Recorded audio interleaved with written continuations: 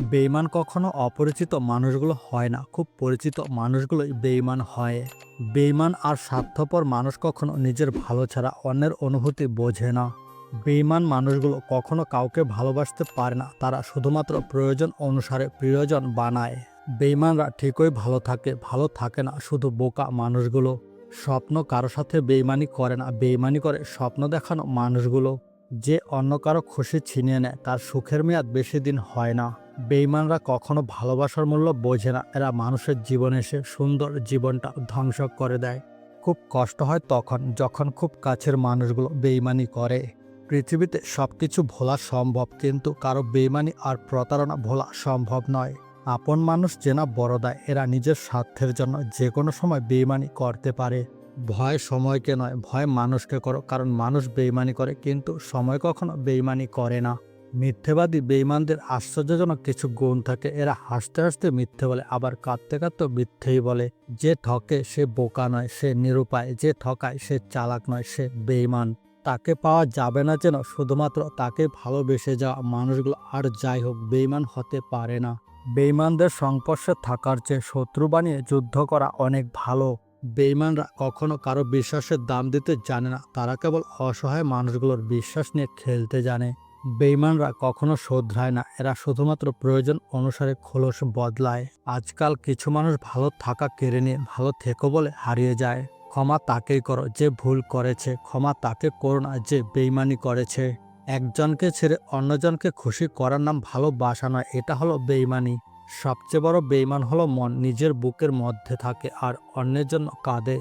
বেঈমানদের সাথে সম্পর্ক না রাখাই শ্রেয়, কারণ ভবিষ্যতে এরা আরো ভয়ানক হয়ে উঠতে পারে। মানুষ হলো বেঈমান জাতি, ফুলে ফুলে মধু খায়, ফুলের মধু শুকিয়ে গেলে আর ফিরিয়ে নাহি চায়। মানুষ ভুল করলে ক্ষমা করা যায়, কিন্তু বেঈমানি করলে তাকে আর ক্ষমা করা যায় না, কারণ যে একবার বেঈমানি করেছে সে বারবার করবে। যাকে তাকে পথ চিনিয়ে দিতে নেই, পথ চেনা হয়ে গেলে সে আপনার পথে কাঁটা বিছিয়ে দেবে। বেঈমান স্বার্থপরগুলো সবসময় ভালো থাকে, আর যারা স্বার্থহীনভাবে ভালোবাসে তারা শুধু কষ্ট পেতে পেতে ধুকে ধুকে মরে। ভাগ্য সবসময় বেঈমানি করে না, যেখানে আপন মানুষগুলোই বেঈমান সেখানে ভাগ্যের দোষ দিয়ে কী লাভ। বেঈমান কখনো অশ্রুর মূল্য বোঝে না, অন্ধের কাছে আয়না বিক্রি করা আর বেঈমানদের বিশ্বাস করা একই জিনিস। আমরা সেই মানুষটাকে আপন করেনি, দিন শেষে যে মানুষটা আমাদেরকে ধোঁকা দেয়। বেঈমান মানুষগুলো কিছুটা এরকম হয়, দিন শেষে ভুলে যাবে আপনি তার জন্য কি করেছেন। বেঈমানদের তুমি যতই ভালোবাসো তবুও সে তোমাকে ছেড়ে যাবেই। বেঈমান আর স্বার্থপর মানুষেরা জীবনে ভালো থাকে, বোকারা তো কেবল অপরকে ভালো রাখে।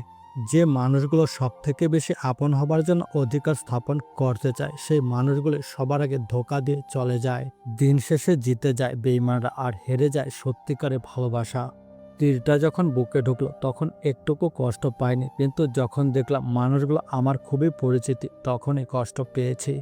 বেঈমানরা কখনোই তাদের অন্যায়ের জন্য অনুতপ্ত হয় না, বরং হাজার অন্যায় করার পর বুক ফুলিয়ে ঘুরে বেড়ায়। বেঈমান মানুষগুলোর থেকে রাস্তার কুকুরগুলো অনেক ভালো, কারণ তারা কখনোই বেঈমানি করে না। মানুষ মাত্রই বেঈমান, কিন্তু ঈশ্বর কখনো বেঈমানি করে না, তাই বিশ্বাসটা নিজের উপর আর ঈশ্বরের উপর রাখা উচিত।